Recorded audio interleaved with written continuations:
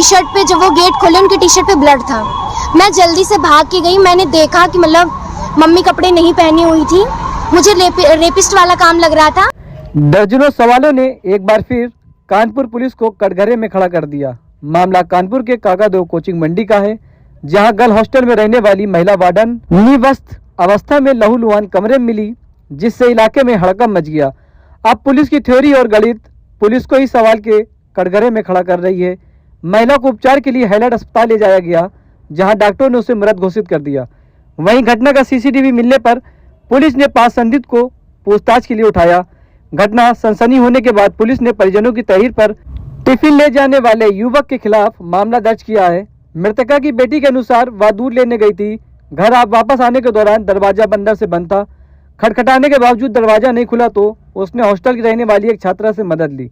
जब दोनों ने दरवाजा खटखटाया तो मसवानपुर का रहने वाला एक युवक खून से सना हुआ बाहर निकला और भाग गया। बेटी के अनुसार जब वह कमरे के अंदर गई तो मां अचेत हालत में खून से लथपथ बेड पर पड़ी थी। दीवारों पर खून की छींटें थी, प्राइवेट पार्ट से खून निकल रहा था। वहीं सूचना पर डीसीपी प्रमोद कुमार, एडीसीपी आरती सिंह, फोरेंसिक व डॉग स्क्वाड घटनास्थल पर पहुंचे तो शराब की बोतल मिली, साथ ही 2 बूट और एक काला चश्मा मिला। अब पूरी घटना में कई मोड़ ऐसे आ रहे हैं जो पुलिस द्वारा उलझाऊ कहानी बताई गई थी उसे सवालों के कटघरे पर खड़ा करने को मजबूर कर रहे हैं।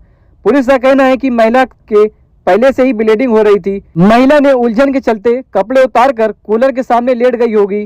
पुलिस का मानना है कि वह नशे में चलते अस्पताल नहीं जा सकी, इसी वजह से कपड़े उतारकर बिस्तर पर लेट गई होगी। जानकारी के अनुसार हॉस्टल संचालक का कहना है कि महिला 2.5 वर्ष से उनके वहां काम कर रही है।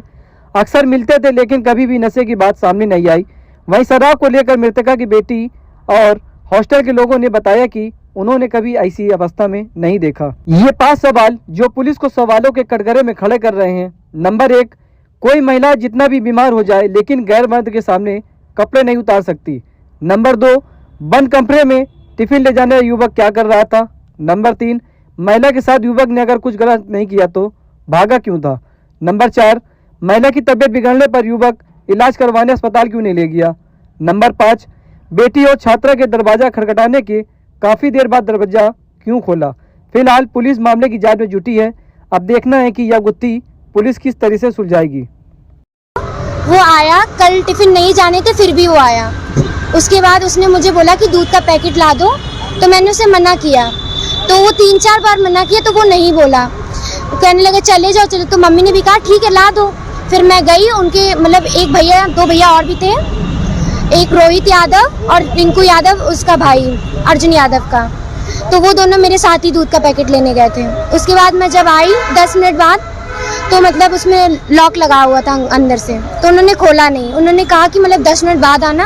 काफ़ी देर तक बजाई, फिर बोले कि 10 मिनट बाद आना। तो हम बाहर ही खड़े रहे। फिर 5 मिनट बाद फिर मतलब नॉक किए तो नहीं आए। फिर मेरे हॉस्टल में एक रहती है लड़की, तो वो जब आई ड्यूटी से उसके बाद मतलब उन्होंने नॉक वॉक किया तब भी नहीं खोले। फिर उन्होंने कॉल किया 3 से 4 बार किया, तो फिर उठाई वो लास्ट बार उठाए तो वो बोले मतलब दीदी बोली कि मंजू दीदी कहाँ है। तो वो बोले कि मतलब मंजू सो रही है, हम नहीं आएंगे गेट खोलने। तो दीदी कहें कि आपके पैरों में मेहंदी लगी हुई क्या जो आप नहीं आएंगे। फिर वो उसके बाद भी 6 मिनट बाद आए। फिर मैंने देखा कि मतलब वो उनके टी शर्ट पे, जब वो गेट खोले उनके टी शर्ट पे ब्लड था। मैं जल्दी से भाग के गई, मैंने देखा कि मतलब मम्मी कपड़े नहीं पहनी हुई थी। मुझे रेपिस्ट वाला काम लग रहा था। उसके बाद मैंने भाई को कॉल किया, उसके बाद भाई को बताया मैंने जो कंडीशन थी। तो भाई ने बोला कि मतलब जाके पहले हॉस्पिटल जाओ, उसके बाद देखेंगे क्या होगा। माँ के शरीर पे कहाँ कहाँ चोट थी, किस तरीके की चोट थी? आँख पे मारा गया था, बहुत ज़्यादा ब्लैक थी। फॉरहेड भी ब्लैक था और गाल भी ब्लैक था। उसके बाद पैर कटे हुए थे, गर्दन में भी उंगली के निशान थे। पुलिस को सूचना हमने जब यहाँ पे मतलब हॉस्पिटल में बोला गया कि FIR हुई है या नहीं, तब हमने बोला है। हाँ, 5 लोग पकड़े गए हुए हैं। रिंकू यादव, आशीष यादव और राम प्रकाश यादव, अर्जुन यादव के पापा और दोनों भाई। मुझे लगता है रेपिस्ट है और बहुत ज़्यादा कड़ी सजा मिलनी चाहिए उसे। बिल्कुल।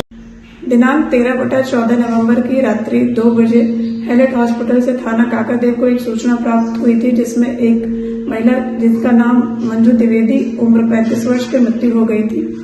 इन्हें इनके परिजनों द्वारा घायल अवस्था में हॉस्पिटल में एडमिट कराया गया था। तत्काल पुलिस द्वारा प्राथमिक पूछताछ के आधार पर एक अभियुक्त की गिरफ्तारी की गई है तथा मृत्यु के स्पष्ट कारणों को जानने के लिए इनका पोस्टमार्टम कराया जा रहा है। पुलिस द्वारा इनके परिजनों से तहरीर लेकर मुकदमा पंजीकृत कराया जाएगा तथा अग्रिम विधिक कार्रवाई की जाएगी।